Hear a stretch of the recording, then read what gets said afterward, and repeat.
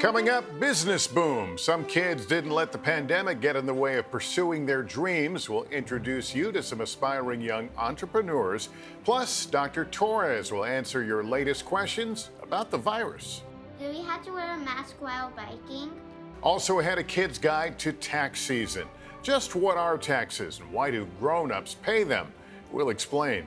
And inspiring kids. One third grader turned her love for crafting into an artful way to help others. I've created people's pets, like their dogs and cats, or like their moms or dads, or their kids. Her story just ahead. This is NBC Nightly News, Kids Edition.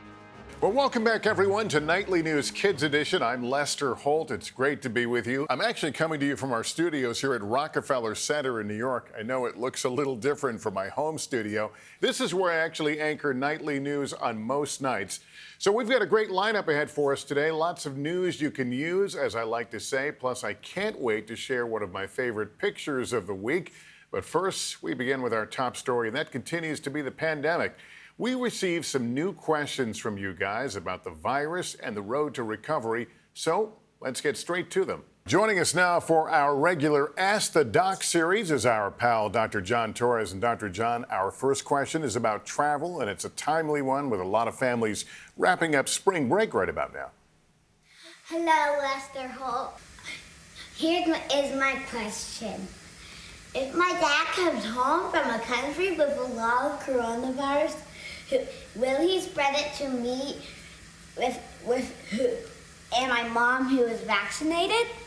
It's a very good question, Dr. John. You know, Lester, that's actually a great question, especially since a lot of us are going to be traveling a lot more as the months go on here. And here's what the CDC says. If you go to another country, when you come back here, it's going to depend on whether you're vaccinated or not. So if your dad's vaccinated, then all he needs to do is test himself 3 to 5 days after he gets back to make sure he doesn't have coronavirus. If he tests positive, well, he'll need to isolate himself and take care of himself. But if he's not vaccinated, what the CDC wants him to do is to test himself again at the 3 to 5 day point. But once he comes back, they also want to make sure he quarantines himself for at least 7 days to protect you guys and protect people in your community. Again, if he's vaccinated, doesn't need to quarantine himself, but if he's not vaccinated, he has to be a little more careful. Yeah, as we say, you can't be too careful. All right, our next question is an interesting one. Take a listen to this. Hi, everyone. I just want to know if we can give plants COVID and can we get COVID from plants? Bye. I like Nightly News Kids Edition. All right, Dr. John, what about it? You know, those plants are much nicer than my plant, but the main thing is, when it comes to plants, you don't have to worry about the plant getting coronavirus. But the one thing you do want to worry about a little bit is if you're watering the plant or doing anything with the plant where you're touching it, once you're done with that, you want to make sure you wash your hands before you touch your eyes, your nose, or your mouth, because that's one way that the virus could get in your body. And it's like anything else. If you're playing with your pets, if you're working outside, if you're doing anything like that, just make sure you clean your hands once you're done with it. Always good advice, no matter what you're doing. All right, our last question comes from Canada. Hi, we're from Canada, and my name is Sadvi. And my name is Sidviki. Do we have to wear a mask while biking? We love NBC News Nightly Kids Edition. Bye. Thanks, guys. And that's a really interesting question I was thinking about as people were whizzing by me on a bike the other day, and I'm thinking, you know, they're going so fast. Is it a risk? What do you think, Dr. John?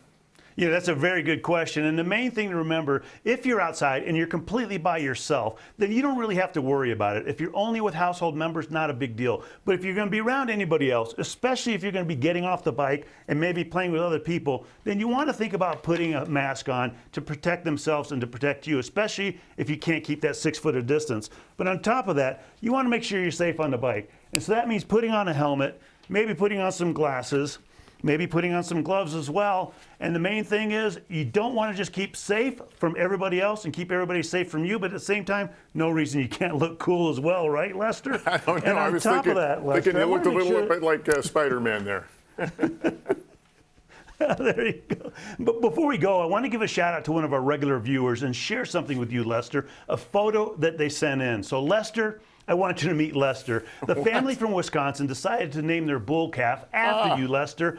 And you might recall, this is the same family who named their last baby calf last year after me. So from one cow to another, from one baby calf to another, Lester, welcome to the family. Thank you. That is so neat. I wonder what that cow would look like with glasses on. It might be fun to superimpose. Dr. John Torres, thank you, sir, as always. You bet. Well, it's springtime, but another season that's in full bloom right now is tax season. And we know some of you have been wondering what exactly are taxes and why do people have to pay them? Our friend Stephanie Rule and her son Reese explain.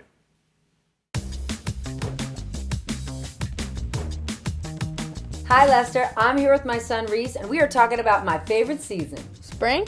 No, tax season. Hello, my name is Gavin Dixon. I'm from Brooklyn, New York. My age is 10, and my question is, why do adults have to pay taxes? Hi, my name is Jessa, and I'm 11 years old from Providence, Rhode Island. I'm wondering, how is our tax money used? Hi, my name's Elizabeth Ramirez. I'm 10 years old. What type of taxes are there? These are really good questions.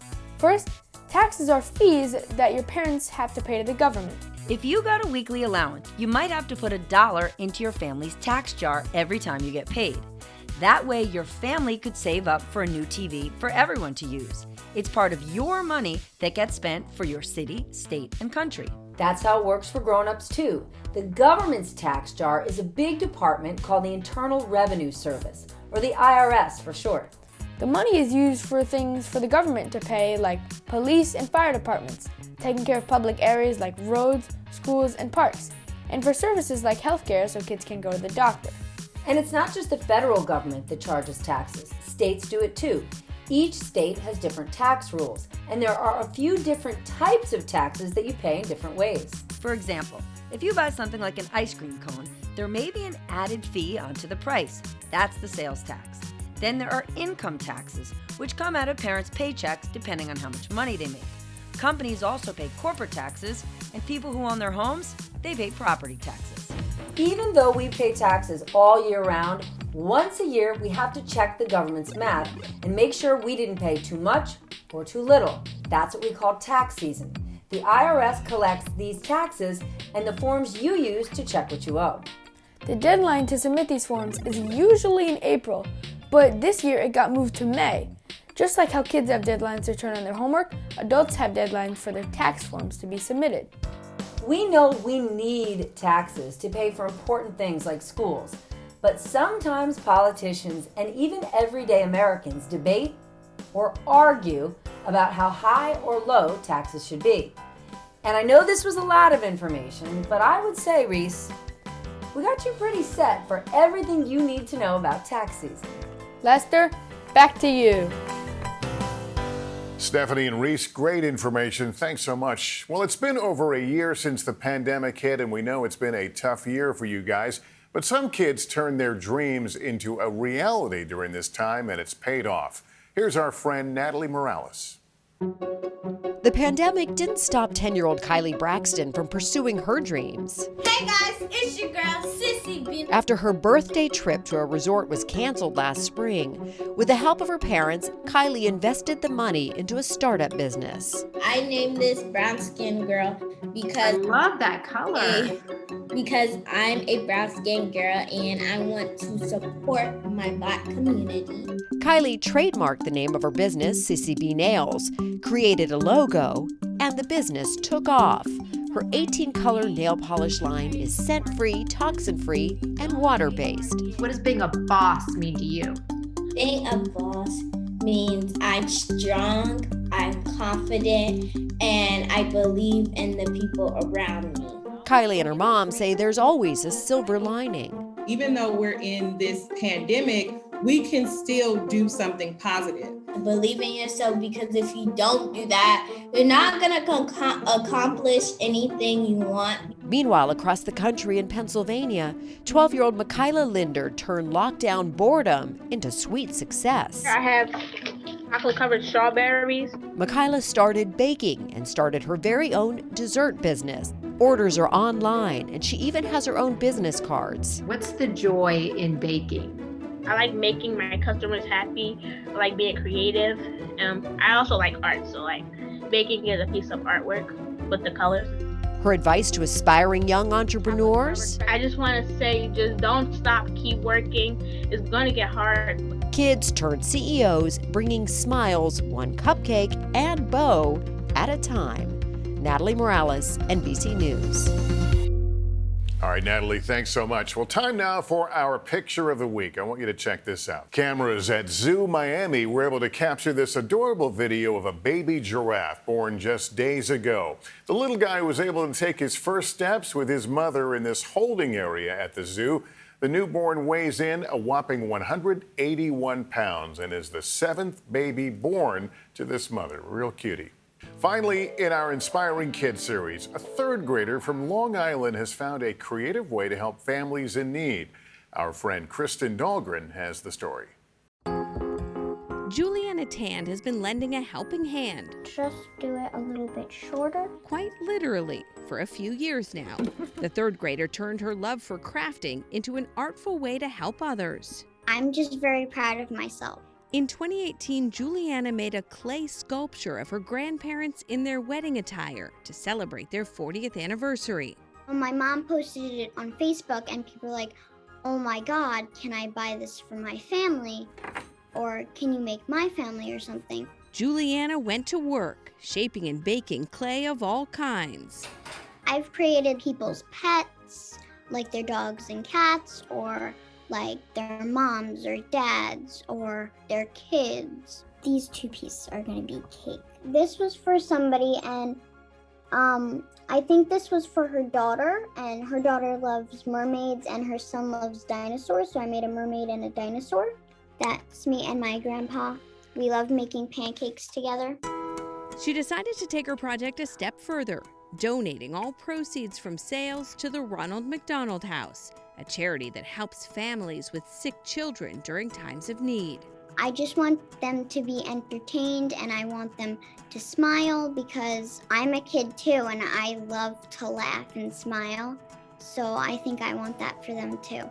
Juliana's most recent art creation went viral, a sculpture of Senator Bernie Sanders wearing his now famous mittens. We did a Facebook Live.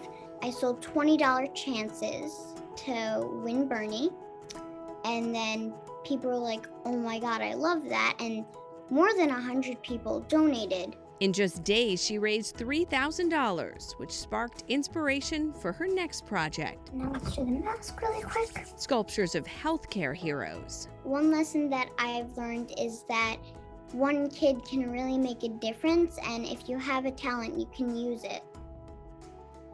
Kristen, thanks. And Juliana, great work. Well, that's going to do it for us. Parents, just a reminder, if your child has a question about any topic, email a video to us at nightlynewskids@nbcuni.com. And just a note, you can follow us on Instagram. Thanks for watching, everyone. We'll see you next time. And remember, take care of yourself and each other.